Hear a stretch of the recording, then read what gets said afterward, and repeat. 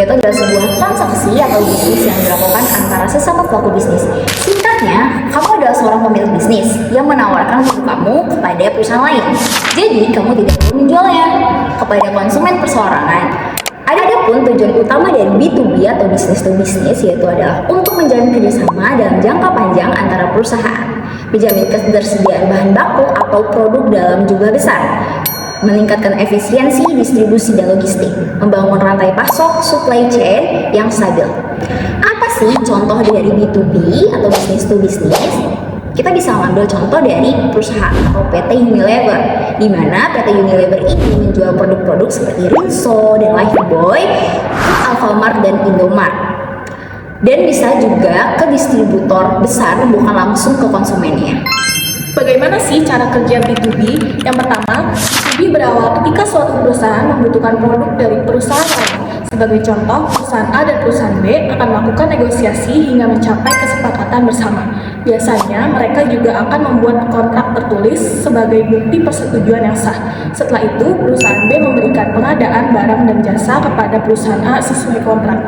Selanjutnya, satu perusahaan juga bisa bekerja sama dengan beberapa perusahaan B2B sekaligus. Katakanlah kamu punya perusahaan yang menjual pakaian buatan sendiri. Untuk memproduksi pakaian tertentu, kamu membutuhkan bahan baku seperti kain dan benang. Kamu pun membeli bahan baku tersebut dari perusahaan lain yang menjualnya. Perusahaan kain dan benang inilah yang merupakan contoh perusahaan B2B. Hal ini karena ia menjual barang kepada perusahaan lain untuk memenuhi kebutuhan produksi mereka. Oke, selanjutnya kita masuk ke dalam karakteristik B2B. Ada apa aja sih? Yang pertama, ada transaksi bersifat kompleks. Penjualan yang dilakukan terhadap perusahaan sifatnya cukup rumit, karena harus melalui beberapa prosedur. Perusahaan konsumen harus melewati tahap-tahap tertentu sebelum akhirnya mencapai kata sepakat.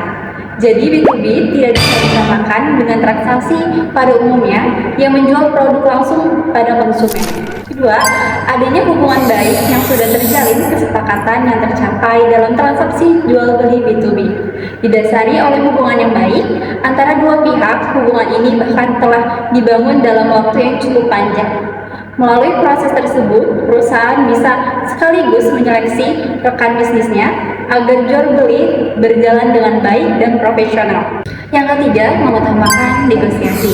Perusahaan B2B harus dapat bernegosiasi supaya dapat membuat kesepakatan yang saling menguntungkan. Perhatikan semua poin yang ada di dalam kontrak untuk menghindari hal-hal yang merugikan. Yang keempat, ada orientasi jangka panjang. Mengingat prosedur yang sangat kompleks, adanya sejumlah ketentuan yang harus dipenuhi dan volume penjualan yang relatif tinggi, tidak heran jika umumnya B2B memiliki orientasi jangka waktu yang panjang. Nah, itu tadi pemaparan dari B2B. Selanjutnya, kami akan memaparkan materi B2C atau Business to Consumer. Singkatnya, B2C itu proses penjualan produk langsung ke konsumen, alias ke kita nih, pengguna akhir. Jadi, nggak pakai perantara, langsung dari perusahaan ke pembeli. Lalu, tujuan utamanya itu apa sih? Ya pasti untuk menarik minat konsumen, menciptakan hubungan yang kuat dengan pelanggan, dan pastinya mendorong penjualan yang menguntungkan dan berkelanjutan. Caranya gimana? Dengan memberikan pengalaman kepada pelanggan yang berharga, membangun loyalitas dan mengubah konsumen menjadi pelanggan tetap. Lalu contohnya nih, ada banyak banget, mulai dari toko fisik kayak supermarket, restoran, atau kafe. Terus kalau di toko online itu kayak Shopee atau Amazon, sampai layanan digital kayak Netflix dan Spotify juga termasuk B2C loh. Intinya kalau kamu beli langsung dari perusahaan tanpa perantara itu udah termasuk B2C loh. Bagaimana sih cara kerja B2C? Nah, yang pertama, melibatkan calon pelanggan. Di tengah ramainya pasar dengan ribuan produk dan layanan yang ditawarkan, menarik perhatian calon pelanggan jelas bukan hal yang mudah. Karena itu, perusahaan B2C dapat berupaya untuk melibatkan calon pelanggan dalam campaign yang dijalankan. Caranya, buatlah konten yang menarik dan lakukan verifikasi di seluruh media yang digunakan untuk promosi. Kedua, membangun kepercayaan publik. Bagaimana sih caranya?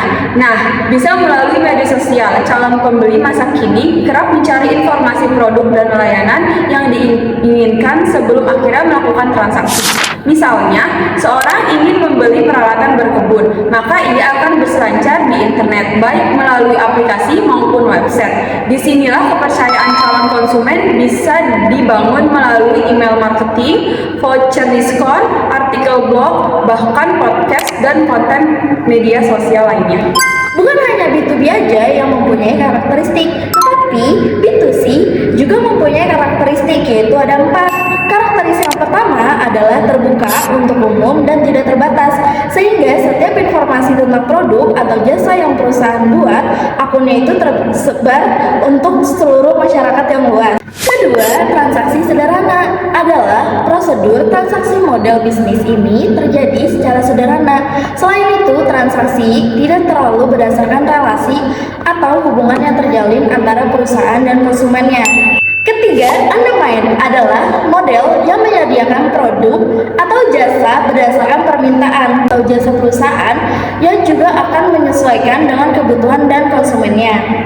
Sedangkan karakteristik yang terakhir adalah persaingan yang sangat ketat dan tinggi. Hal ini terjadi karena adanya permintaan tinggi dari berbagai produk yang dibutuhkan secara perorangan, sehingga lebih banyak produk serupa akan banyak bermunculan. Sekian pemaparan materi dari kelompok kami. Kurang lebihnya kami mohon maaf yang sebesar-besarnya. Wassalamualaikum warahmatullahi wabarakatuh.